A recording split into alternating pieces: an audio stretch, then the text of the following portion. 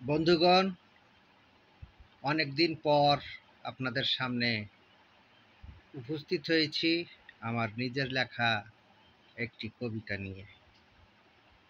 আমার কবিতার নাম তৃপ্তিহীন। আমি পাঠ করছি। আমি যখন পিপাসু ছিলাম তখন মরে দাওনি গো জল। আমি যখন ক্ষুধার্ত ছিলাম তখন দাওনি গো কোনো ফল। যখন কাটিয়েছি অনাহারে কেউ মরে দাওনি গো খাবার।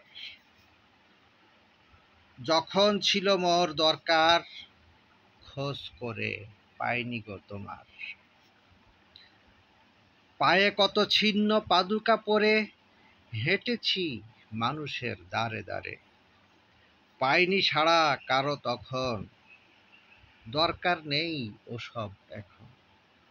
সময়ে ছিল যা প্রয়োজন, অসময়ে ওগুলো তৃপ্তিহীন। আমার এই কবিতাটি লেখা ছিল 22/4/2022 খ্রিস্টাব্দে। যদি আপনাদের আমার এই কবিতা পাঠ ভালো লেগে থাকে তাহলে দয়া করে আমার এই ইউটিউব চ্যানেলটি সাবস্ক্রাইব করে পাশে থাকবেন, এই কামনা করে আজকে বিদায় নিচ্ছি। সবাইকে ধন্যবাদ।